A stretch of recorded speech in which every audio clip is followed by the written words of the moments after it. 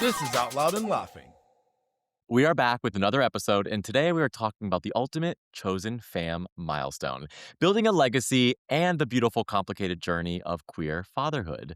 John and I are so excited for this one because our guest today has lived about 4 different lives in one. He's gone from the front lines of law enforcement to protecting the First Lady, and now he is tackling in his most high-stakes mission yet, being a dada to a toddler and navigating the wild world of IVF. He is also an author, an advocate, and a man who is proving that you can be tough while being incredibly tender. Joining us today is the incredible Cory Allen. Cory, welcome to the show. Thank you for having me. That is a hell of an intro. I don't know who you're talking about, but thanks for having me on. Cory, don't be so shy. I mean, you are the one with an incredible resume, and we're here to talk about all the great ways that you're adding impact to your own family's life, but most importantly to those around you inadvertently, if you even think so. So thank you. Of course, and for the work that you all are doing to help get our voices out there. Also very appreciated. It takes a village, they say. But if it's okay, we would love to start with the resume because let's face it, it's legendary. You were a police officer, then a U.S. Secret Service agent, specifically protecting the one and only Michelle Obama. I think we all want to know, does the training for the Secret Service actually prepare you for the chaotic energy of a toddler? Now, this is coming from someone who's not a parent. So for me, being a Secret Service agent sounds just as difficult. But is the 2-year-old more unpredictable than the motorcade? Yes. Without question, Right. yes. So it's there are like unique parallels that your head is on a swivel at all times. Um, you're certainly not in. You're driving the car, but you're not in control. Um, let's see. You are just going with the flow of the chaos that's being thrown your way, being able to pivot constantly with toddler meltdowns or just whatever in your day. So there are actually fair amount of parallels, with the exception of at the end of the day, after an 8, 12, or 16-hour shift with Michelle on the becoming book tour or whatever, Mm. I could hang it up and go to sleep. I don't get to do that anymore. And since he was born and his head was sticking out of our surrogate, we haven't slept since. So that's a little descriptive. It's true. But it's true. We haven't slept. Whereas Secret Service, I could actually soundly sleep at night, and that's no longer a thing. We all came into the world the same way. Nothing can be Also, unsaid here. Cory, I Don't you have to worry say, about I that. have a 4.5 and a 6-year-old via surrogacy, so I'm a little bit ahead of you on the journey from an age standpoint. Not to make it like all hard, but the sleep never does come back.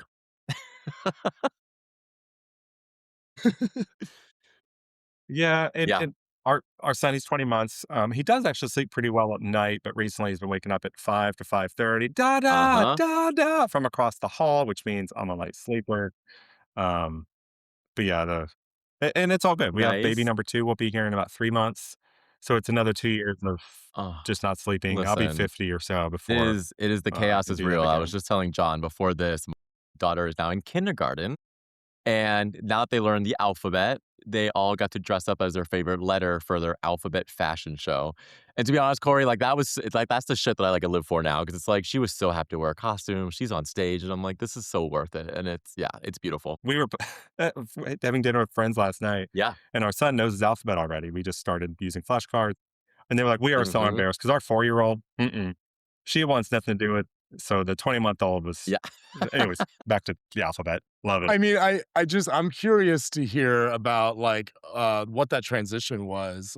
What's it like, right? Moving out of such a high stakes role to this other high stakes role that seems a little bit more personal. What's that transition like? It was hard to hang up the responsibilities and quite Mm. the nth level of alertness that like doing national security special events, securing, when the Pope was in town in DC or whatever. It's just a different retooling or recalibrating of that, of now, I'm handling logistics for the family. I'm just good at it. I was in the operations section for the Obamas before I left. So you're handling trip logistics for people around the world and equipment going everywhere. So I'm the one packing the baby bag. I'm the one preparing for how many snacks do we have? If we have a breakdown, if there's something happens on the highway, are we good to go? For how long are we good to go? If there's an earthquake, I'm the emergency preparedness one.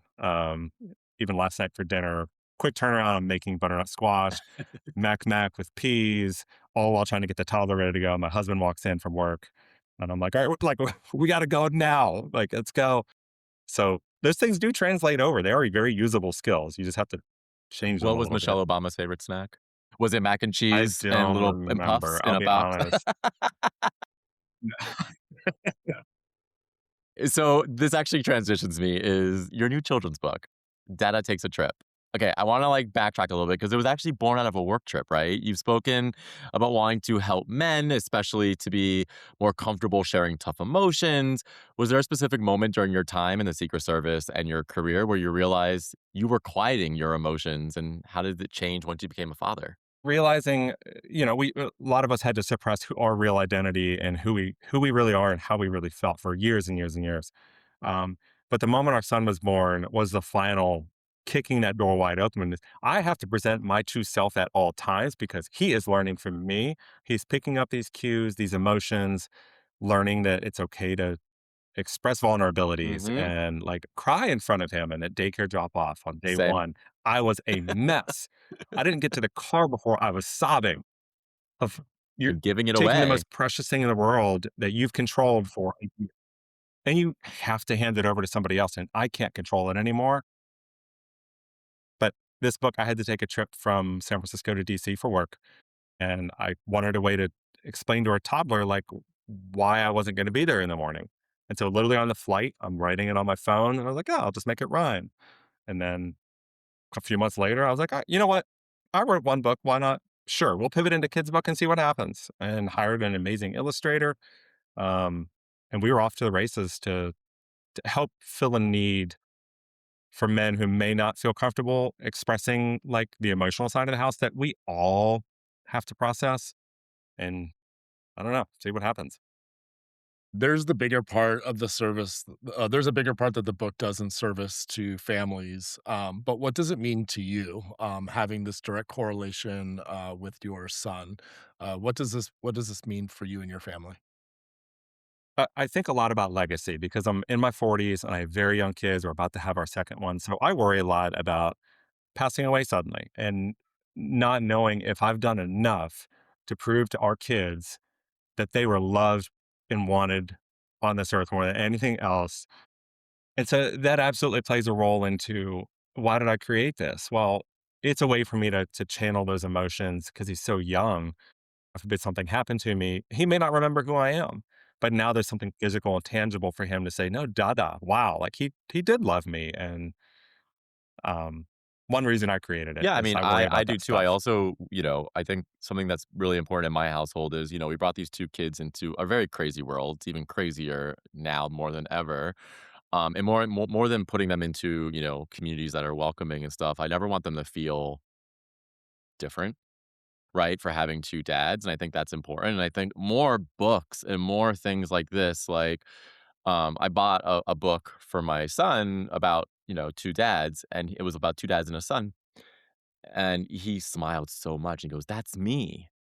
And it was just so important for our child to see themselves in a book because so many other kids who have, mom, dad, that whole thing, it's they can see themselves all the time. So you doing this allows children to kind of just, I don't know, see themselves. Hopefully, Yeah, and hopefully other dads see themselves in it too. Like how many of us it have is. to take work trips? It's a lot. And military families and et cetera, like it can fill, and that's why I Yeah, went with characters instead of like actual correct. like depictions of ourselves for representation purposes of now anybody can see themselves as the cat or the dog Aw. or but those are actually our pets, by the way. Um, So cute. but What are hopefully it their translates. names? What's that? What are your, pets' names? Who's the cat? Who's the dog?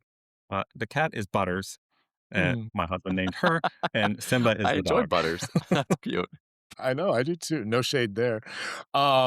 Yeah, I think it's really important what you speak around leaving behind this legacy, especially in our community where family design isn't so traditionally given to us. We used to go out and sort it out.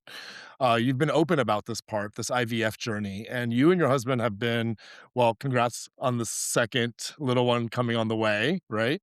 But for so many in our community, the path to parenthood feels like a mountain of paperwork. Let's be honest. It's paperwork, it's science, and a bunch of waiting. What was the aha moment where you felt the stress of the process shifted into the joy of reality? When he was born. Yeah. Oh, wow, We all the had way up to that point, yeah. Yeah, it was surreal. It because we our surrogate is, we're not straight, so we're not seeing the growth. And we attended every OB appointment, but like we weren't touching her stomach and feeling our son kicking, and we didn't have any of that. 'Cause it just wasn't. It was just how our journey was. So it wasn't until he was born that he literally like the physician wasn't even in the room, and like Kai's head pops out. He's just looking at Johnny, my husband. I'm like, excuse me, like doctor, like you need to get in here now because Kai's, and we were helping our surrogate, and we were very much involved.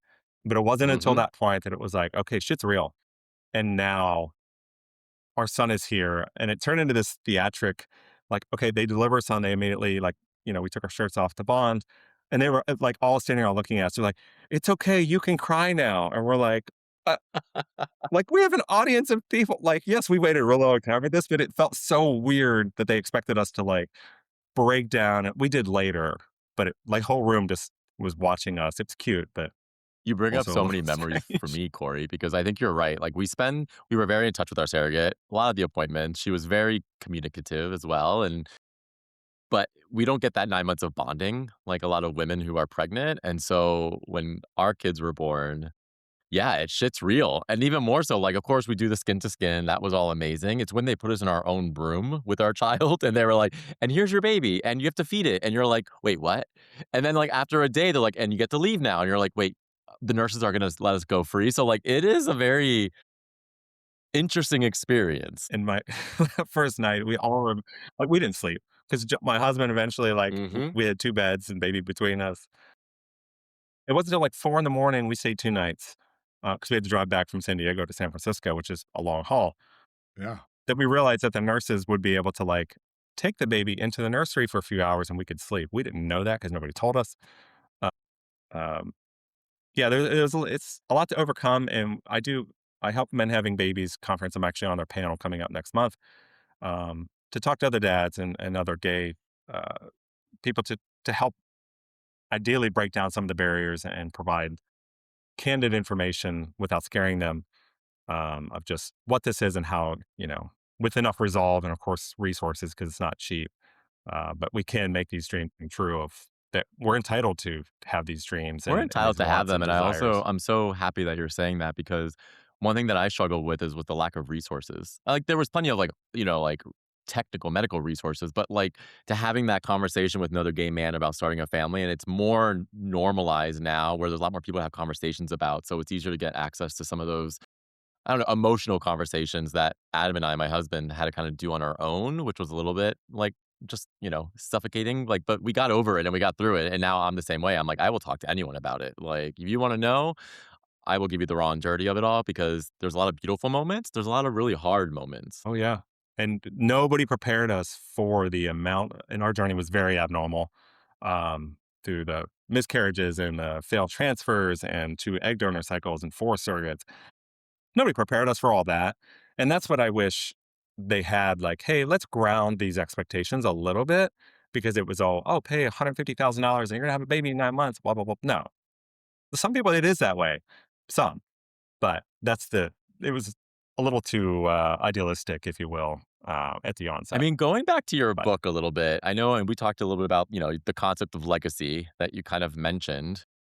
What's the one piece of non-physical legacy, like a value or a trait that you are most determined to pass down to your children? Mm. empathy, Good one. like my, I learned my values from my grandfather. My father wasn't in the picture when I was young. And so my grandfather, World War II POW, shot down over Germany, held in prison by the Gestapo, was this idol of a man of the quintessential, like, greatest generation, truly. So I learned those values, thankfully, from him, and those are what I have to pass down and n- pass down, but also show him by action of what this is and what they mean and why these are not bendable value. Like these are core values that do not change through your entire life. And hopefully, I'm able to impart those for our kids. I love that the source of that is from your grandfather. And a lot of times, and I'm really loving how like the blurred lines are becoming being gay men being inspired by straight people, straight men being inspired by gay people. Like, I really love this world where just a simple thing like empathy, curiosity, compassion can allow men, right? I think that there's something really important there.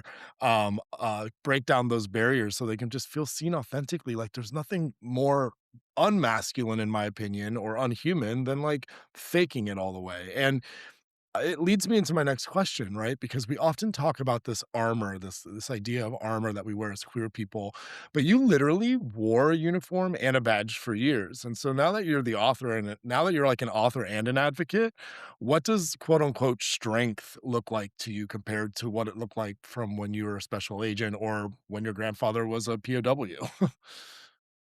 You hit on it, yeah, authenticity, right? Mm, Wait, if you're authentic and you own it, I mean, it's one and the same. People relate to that universally. Like, and you share your experiences of the daycare drop off, of crying, and openly talk because that enables other people to feel a little bit more safe in doing so. Um, I don't know, just being who you really are and meaning what you say, and certainly following through with action. I don't know, because the Secret Service, like, that was armor, yeah, but that wasn't who I re that's not my that was the outer shell, right? Which is for movies and everything is great. But when it comes to, like, day-to-day life of, raising children, that doesn't matter anymore, right? They don't care who you are, who you protected, or you were Yeah. friends with, but nobody cares about that. It's passing on the stuff that It's really so true. matters. Okay, Corey. So we can't let you go without having a little bit of fun. We want to play a game that we play with all our guests. So since you've gone from Secret Service to the nursery, we're calling this or that edition the Special Agent Dada edition. So we give you two options. No overthinking, Corey. Just the vibe. Give us your answer. A little bit of, explanation if you want to. it's time for another round of this or that, the unhinged get to know you game. I'll kick it off. Okay. Scruff or no scruff? That's the On question. me or somebody else. So Yeah. I've got currently scruff. I go either way. So, like, my husband's Asian American, so when he gets Huh? a little bit of scruff, I'm like, "Oh, hey." But no, it's clean shaven, so it depends. I like that. Variety is the spice of life after all, in my opinion. Are you an early bird or a night owl? These days, Mhm. I'm an early but I have to be, right? Yeah, I'm in bed no later than 10, and the other night I passed out at, like, 8:45 2 nights ago. So these days, it's early bird. Now I do use coffee a lot, like, through the mornings, but, yeah, now I'm an early bird. I used to be a night owl. Yeah. The latest cruises, partying out, bar hopping, that used to be me. Corey, That ain't there are me nights anymore. I walk both Nope. kids to their rooms at 7:45, and then I walk my ass right to my room, scroll a little bit, and pass out by 8. So you and I are speaking the same language. Yeah, Pass out I in the know. nursery in a Times recliner. I'm like, have changed. I need to I go to even bed." question, I'm like, do I want red wine tonight? Because I'm already exhausted. Yes, You gotta have your cocktail at, like, 4:30. Like, "All right, we're home from daycare, we're not leaving. Now I wanna correct. make a cocktail so we Okay. can go to bed Do on you time." prefer NYC energy or DC bureaucracy? San Francisco nightlife. Heck yes, baby. I love that. What's your favorite bar or like establishment or a regular go-to? Lookout. Probably look One year oh, we were Lord, did one year we were there for St. Patrick's Day, and a man literally walked It's through the shattered. sliding glass window, shattered glass everywhere. It was amazing. I'm like, welcome to yeah, the it's lookout. yeah, Look they out. became we become really good friends with them, so yeah, the Lookout was Yeah, I mean, certainly we haven't been in a long Sure. time. yeah, they don't have Yeah. on-site babysitting. At least not yet. Yeah. That could be changed. Uh, are you a chess guy or are you a butt guy? But Yeah. I knew that was coming because I Yeah, saw yeah, you yeah. asked somebody I else know that it's question. an I was like, interesting "Oh, one that's 'cause a good it's like question." both, but, what do you prefer? But okay. Do you long day, you actually do have a little bit of time to yourself, shower or bath? I don't have time for a bath. I actually don't really like a bath. I'm a shower in and out. If my husband will be in there for 30 minutes. I'm like, I don't, whatever, that's you. In and out. No, I'm a shower now. That question gets like either like really visceral reactions or just a really simple answer. And usually it's around, I don't bathe. Like it's like shower only. I love it. Are you a road trip kind of guy or prefer a first class flight? Mhm. These days, 'Cause you're first alone, class it's fine. flight, Yeah. even Yeah, with a toddler, first because class helps. I'm from Virginia, so we're on flights. I took Kai. 3 times last year to the East Coast solo. Like, so yeah, I'm not doing No, a no, road trip no. like And that. so Not it's good not you're at getting this them age. into Yeah. yeah, That's a it's so 6-hour true. flight And in it's and of good that you're itself. getting them used to flights because our kids are now good with flights. Like, it's easy. They're so much easier. So, Yeah, he's a great mhm. traveler. He's been on, I think, 8 round trip, like, travels Canada. We're going to Canada here in a month, for Yep, vacation, baby moon. nice. But yeah, he travels really When you're well. putting on the tunes, are you listening to pop divas or classic rock? Pop divas followed by country. Well, old school country, like 80s, 90s, Not a George Strait Swiftie. country, The good stuff. Shania, and, you know. A little Swift? No, I Okay. do appreciate some Swiftie. Yeah, Yeah. All right. Would you rather be remembered for the bad guys you caught or for the books you wrote? books, without question. Like, no one remembers my career. Like, when I retire in 3 years and You're not counting. 10 months and 3 weeks, nobody's gonna remember it. It's gonna be about the legacy of, like, what did I leave behind? What imprint have I made? And it's certainly not, like, locking Okay, up it's bad the guys. season. Do you prefer a Totally. Secret Service suit or some sweatpants? There's nothing wrong with looking sharp in a Yes. suit, and that suit better fit. Like, don't be coming at me like my coworkers come in, they'd have pleats and they would have the cuffs on the bottom. Like, retire that suit from 1996. No. Like, you're on Yes. stage at the Grammys next to Michelle Obama. Take your ass back and get that thing fixed. So great. I imagine you have a closet of really nice tailored suits, 007's status, you know?